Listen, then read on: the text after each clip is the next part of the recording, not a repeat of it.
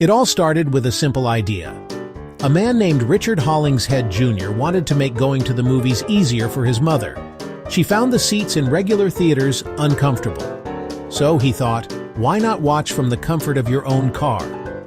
He experimented in his driveway in Camden, New Jersey. He nailed a screen to some trees. He placed a 1928 Kodak projector on the hood of his car. He even put a radio behind the screen for sound. He tinkered and tested, figuring out how to park cars so everyone could see. It was a brilliant, uniquely American solution. After securing a patent in 1933, Hollingshead opened the very first drive-in theater. He called it simply the Automobile Movie Theater.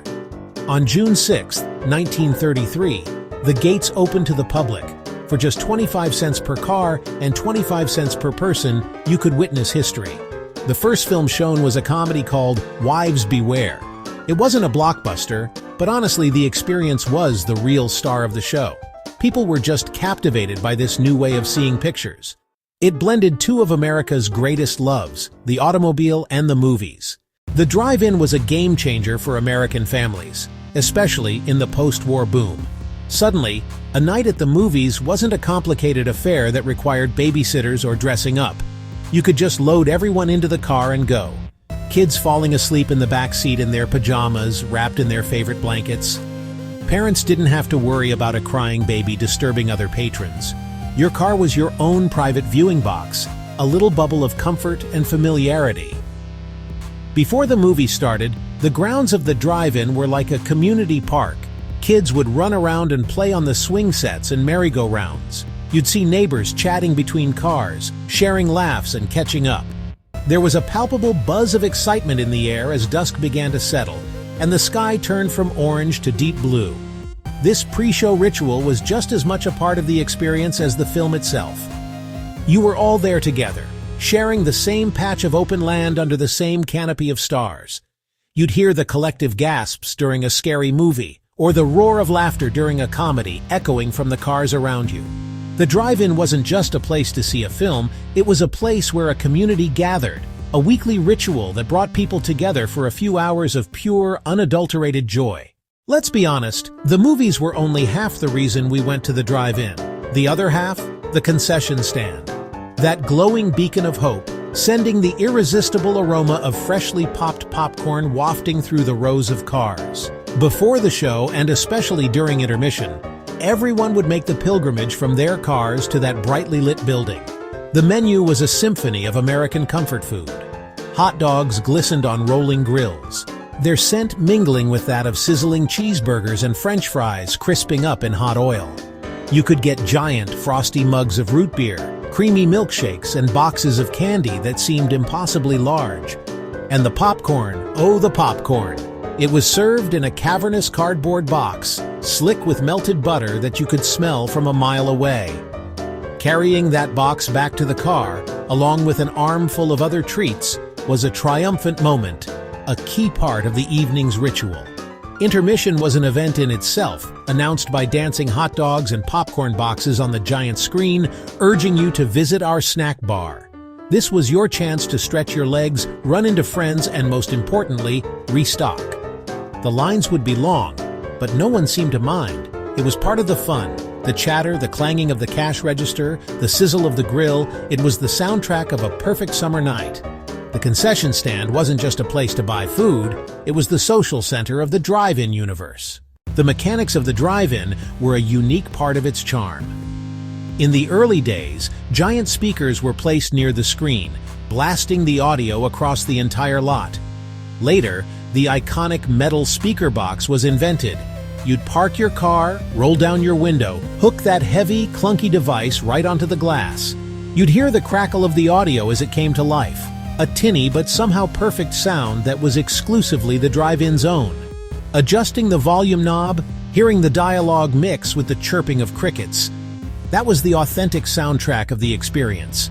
Of course, with any great institution comes a bit of good-natured mischief. Sneaking into the drive-in was a rite of passage for teenagers everywhere. The most classic method was hiding friends in the trunk of the car. The suspense was incredible. You'd pull up to the ticket booth, pay for 2 people, try to act as casual as possible while your pals were crammed in the back. The moment you were safely parked and could pop the trunk to free your triumphant, giggling friends was a victory like no other.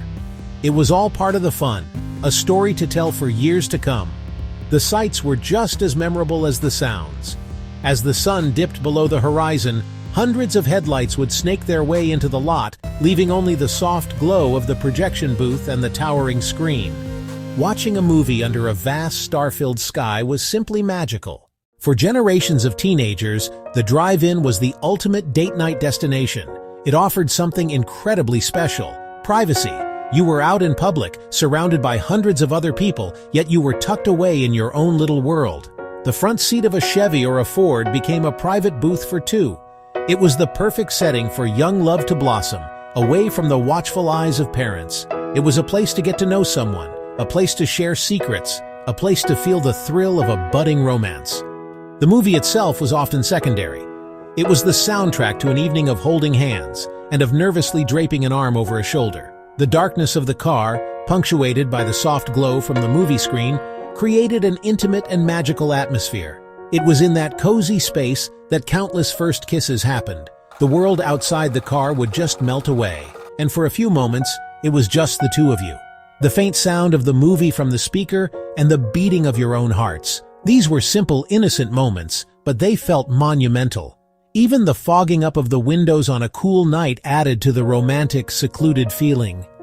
It's no wonder that even now, the image of a couple at the drive-in remains a potent symbol of young love and simpler times. So why, after all these years, do we still hold such a fondness for the drive-in? In an age of streaming services and home theaters with giant screens, the drive-in should be a relic, but it's not. It's something more. It represents a longing for a shared experience, for a time when entertainment was an event you traveled to. It's about more than just watching a film. It's about the entire ritual, the journey, the community, the open air. The drive-in is a tangible piece of nostalgia, a living museum of a bygone era that we can still visit. The drive-in is sewn into the fabric of American culture. It's a symbol of the open road, of summer nights, of family togetherness, and of youthful romance. It has been immortalized in countless films, songs, and stories. When we think of the drive-in, we think of a simpler time, a time of optimism and possibility. Today, the drive-in is experiencing a resurgence. People are rediscovering the joy of watching a movie from the comfort of their car, under the stars. New drive-ins are opening, and old ones are being lovingly restored. In our fast-paced digital world, the slow, deliberate pace of a drive-in movie night feels like a welcome escape. It's a chance to disconnect from our screens and connect with each other and with a cherished piece of our past. The giant screen still stands as a monument to a beautiful, simple idea. For more stories that take you back, please subscribe to our channel, How To Education.